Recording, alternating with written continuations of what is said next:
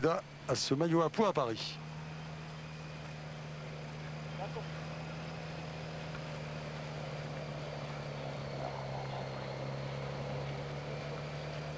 Donc Jean-François Bernard, ce matin dans l'équipe, disait que lorsqu'on avait gagné au Ventoux, eh bien ça restait à vie. Et c'est la victoire qui lui collait vraiment à la peau.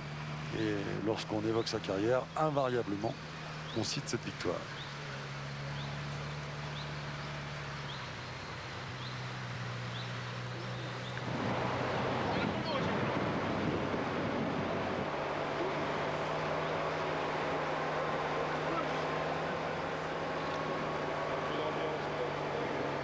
Maréchal, qui était en vue l'autre jour dans le Tour de France, en compagnie de l'excellent Van Hyft.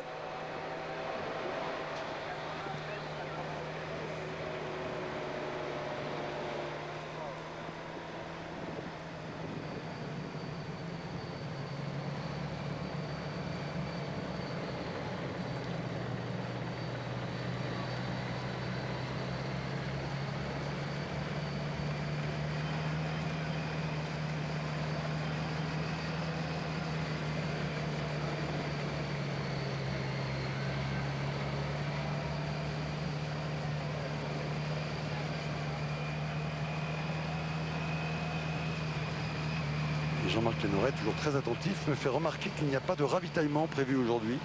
C'est une étape de moins de 150 km. Donc ce sont des ravitaillements par la voiture, mais il n'y a pas de zone de ravitaillement.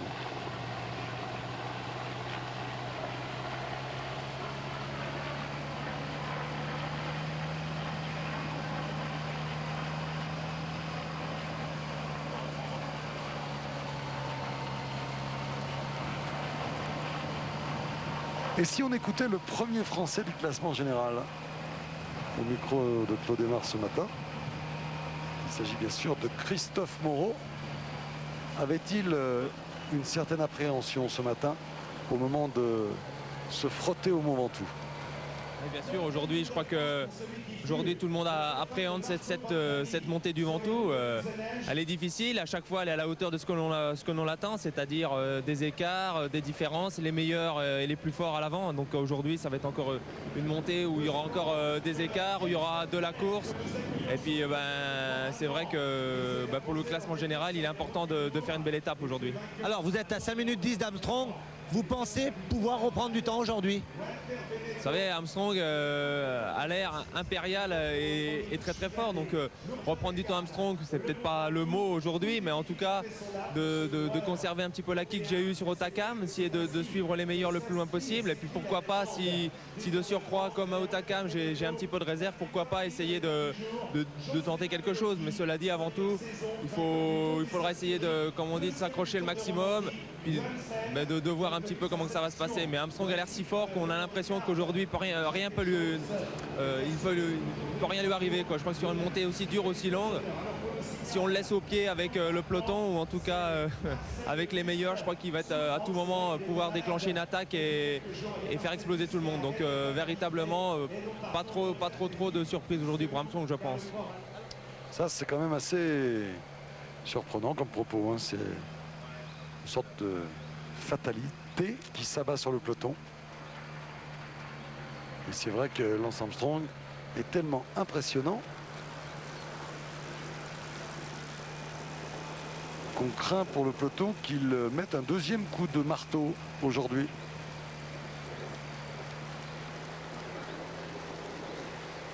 Jean-René. Oui, nous sommes au 81e kilomètre de l'étape, Patrick. Toujours derrière les 9 coureurs de tête. Le dernier écart qui leur a été communiqué était de 3 minutes 05. Et je suis aux côtés de Vincent Lavenu.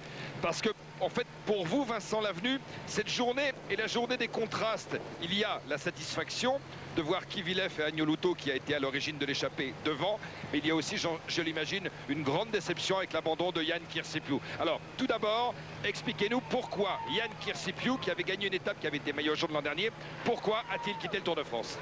Je crois qu'Yann est arrivé déjà diminué sur le Tour de France, puisqu'il a dû subir 3 chutes avant le Tour de France en l'espace de 12 jours. Il n'a pas pu exprimer donc son talent sur les sprints. Il a été certainement un petit peu démoralisé à cause de cela.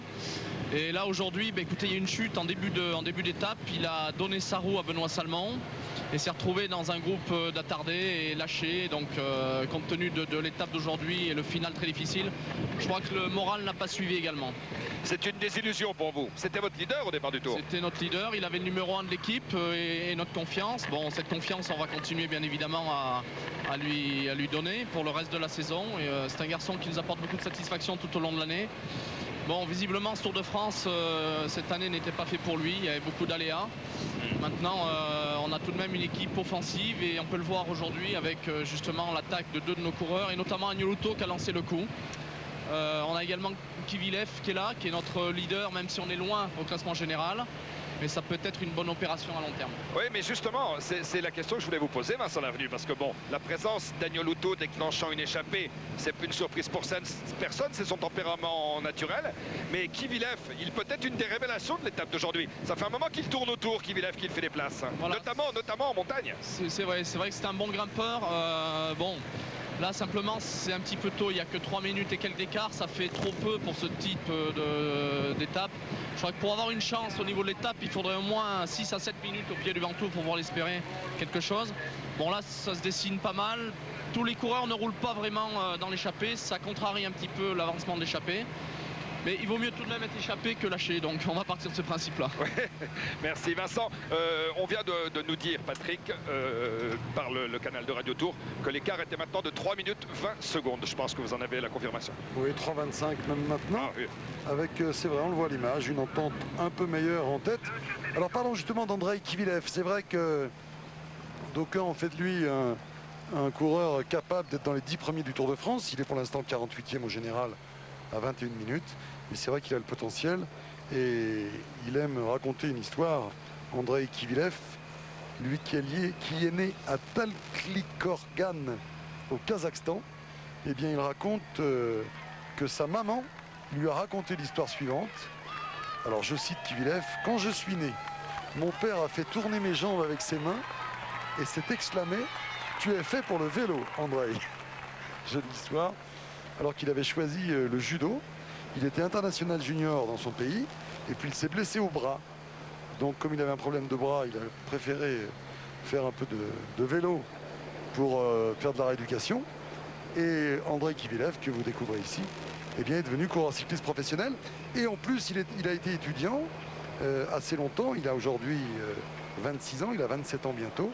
Et il a un diplôme il a un diplôme juridique qui doit être un diplôme de droit juridique des entreprises. Donc il a en plus une tête bien faite, Kivilev.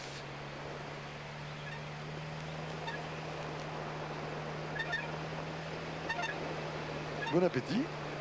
De l'aliment liquide, hein, Bernard, qui est plus facile à ingérer. Oui, exactement. Il n'y a pas de ravitaillement aujourd'hui, comme l'a fait remarquer Jean-Marc, parce que l'étape n'est pas très très longue. Et les coureurs vont certainement privilégier l'alimentation liquide.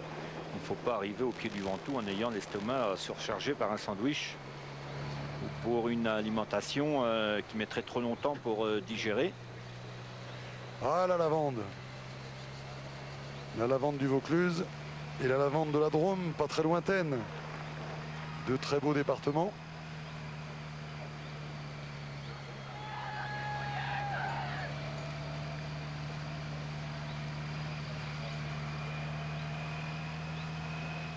La France est belle, on le dit souvent, mais cette année, je crois qu'on a été particulièrement gâtés. On a traversé des paysages. Regardez, c'est quand même pas mal, ça, non? Bah, pour parler du Vaucluse, Claude Aymar, ce matin, avait choisi Stéphane Hulot. On écoutera tout à l'heure, alors que Jean-Paul peut nous parler de lui du Vaucluse.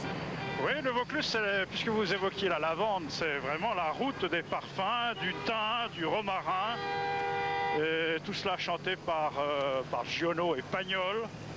Et le peintre Corot y a réalisé quelques-uns de ses plus fameux tableaux. Alors, il faut noter que nous sommes entre Rhône et Durance, c'est la première marche des Préalpes.